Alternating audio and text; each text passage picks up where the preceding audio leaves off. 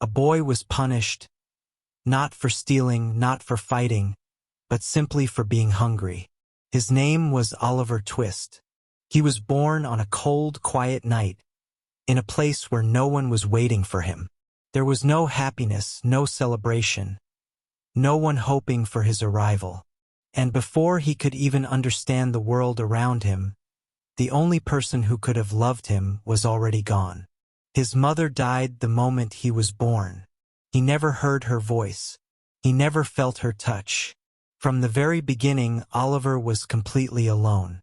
And sadly, that was only the beginning of his story.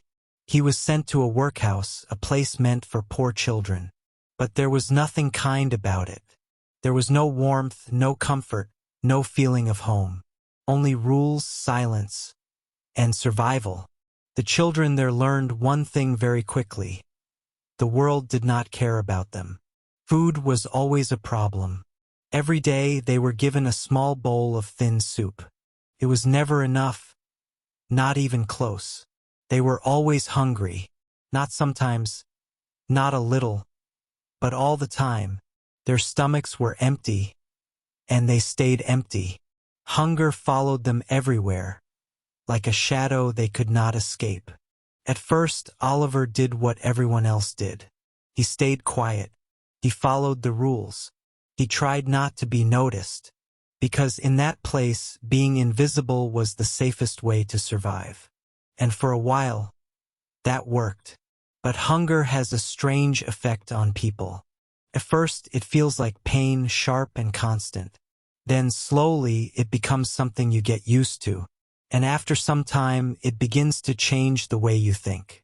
It takes away your fear, little by little, until one day you realize you are not afraid anymore.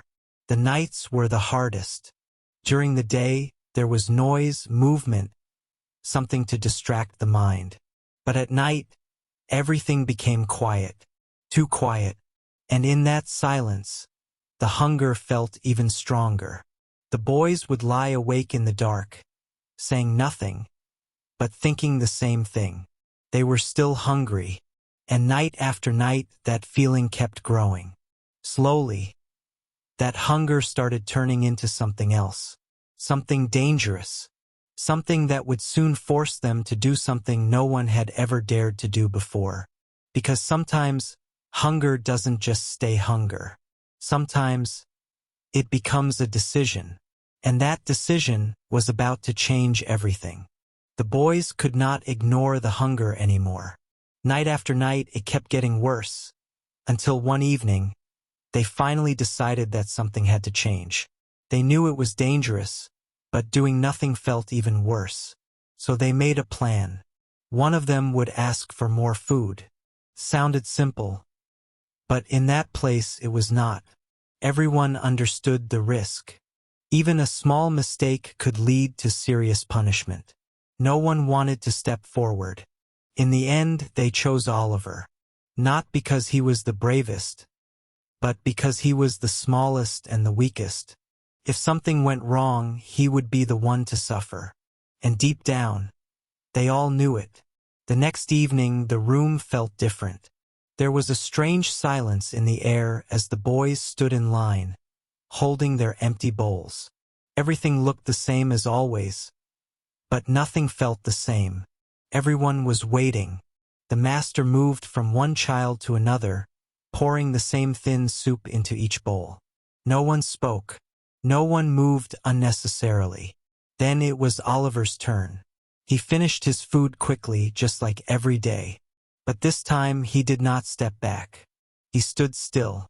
For a moment, it felt like his body refused to move. His heart was beating fast, and his hands felt cold. A part of him wanted to forget the plan, to stay quiet, to stay safe. But the hunger was stronger. Slowly he took a step forward, then another, until he was standing right in front of the master. For a brief second, everything went completely still. And then, in a soft but clear voice, Oliver spoke. "Please, sir, I want some more." The words were simple, but in that place, they were shocking. For a moment, no one reacted. It was as if time had stopped. No one had ever dared to say those words before. Then the master's expression changed. First, surprise, then anger, and then something much colder. He shouted at Oliver as if the boy had done something terrible, as if asking for food was a crime. The other adults quickly joined in. Within seconds, the room was filled with noise, anger, and accusation.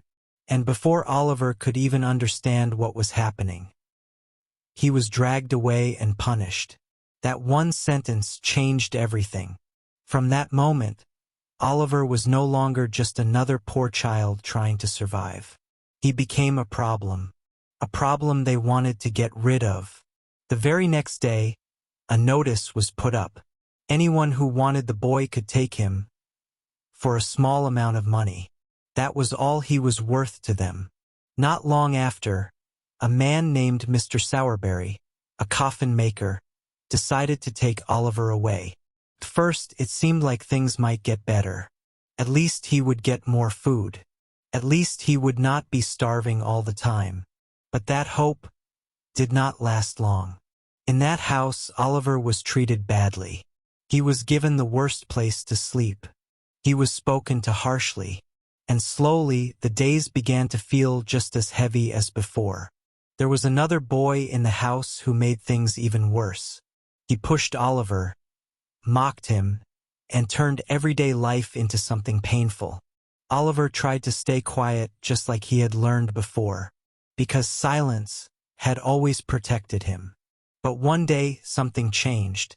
The other boy said something cruel about Oliver's mother. Something that went too far. And for the first time, Oliver did not stay quiet.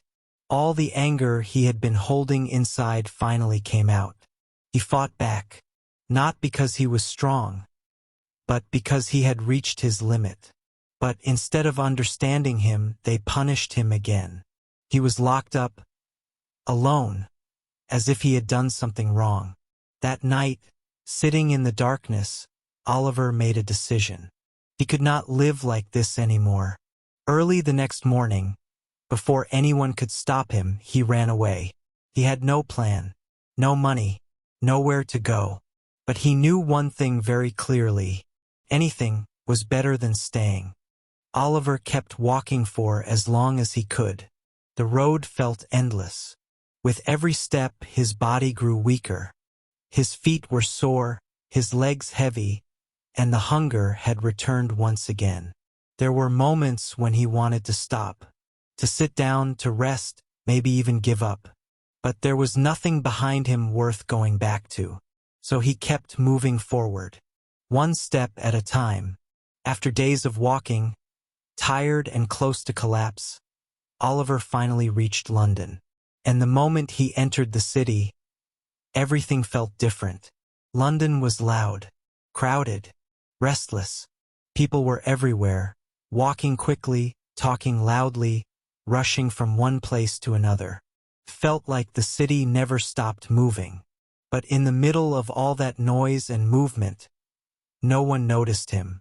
No one looked at him. No one asked if he needed help. For the first time, Oliver felt something deeper than loneliness. He felt invisible. He wandered through the streets without direction, not knowing where to go or what to do, until finally, someone noticed him. It was a boy around his age but very different. He looked confident, relaxed, almost as if he understood how this city worked. His name was Jack Dawkins, but people called him the Artful Dodger. Dodger spoke in a friendly way. He asked Oliver simple questions: where he had come from, where he was going. And very quickly he understood the truth. Oliver had nowhere to go.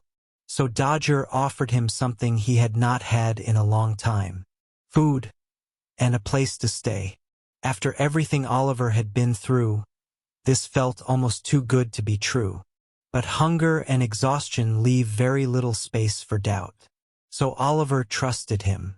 Dodger led him through narrow streets and hidden paths, away from the busy parts of the city.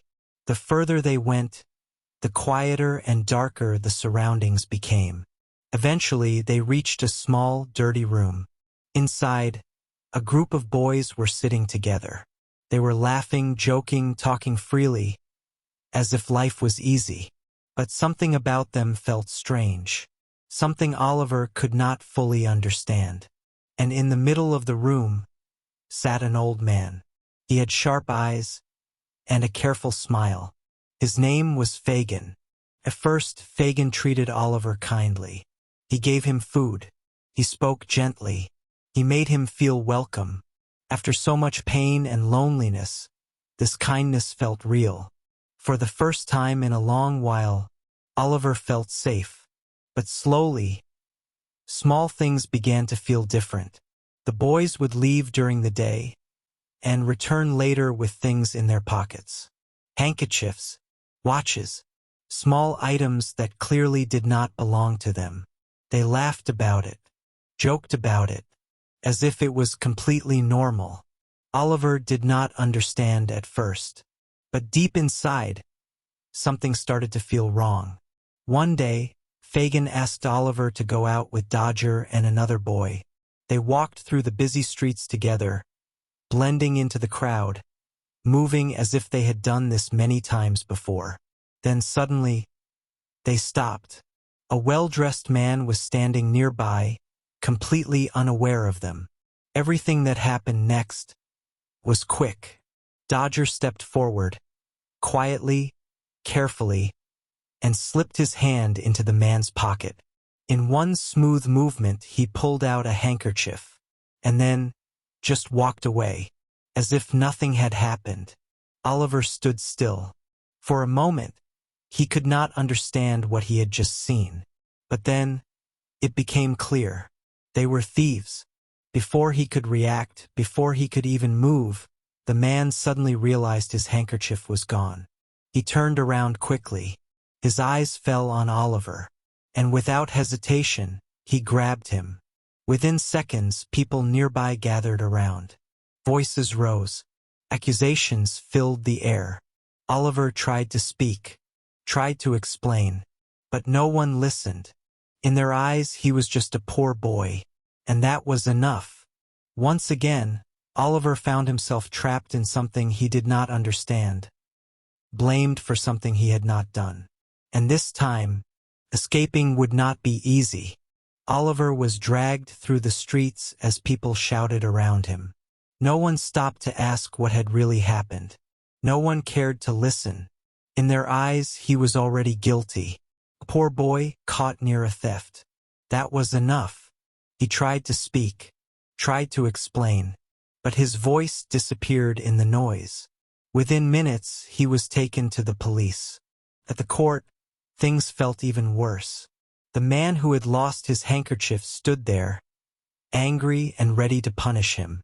Oliver stood weak and frightened, unable to defend himself properly.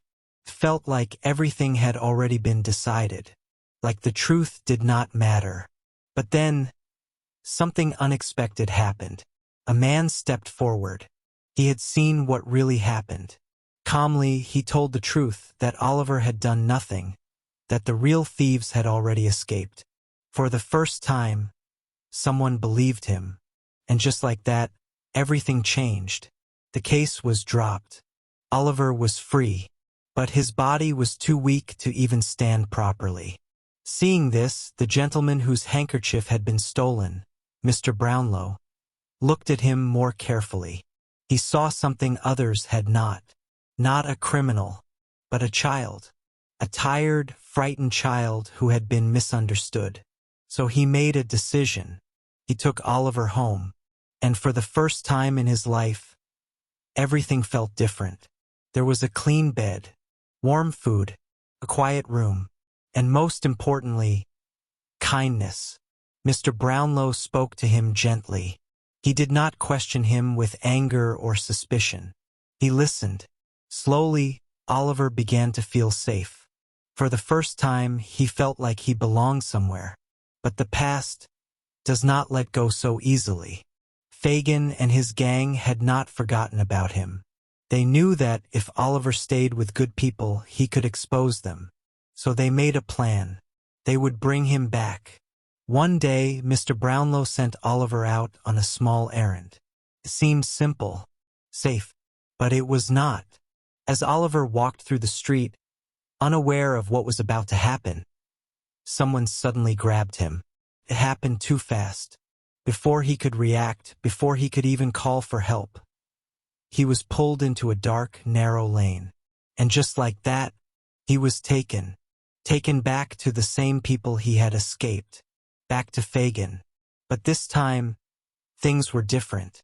There was no kindness now, no gentle words, no welcoming smile. Now Oliver knew the truth, and they knew that he knew. He was no longer a new boy. He was someone they needed to control.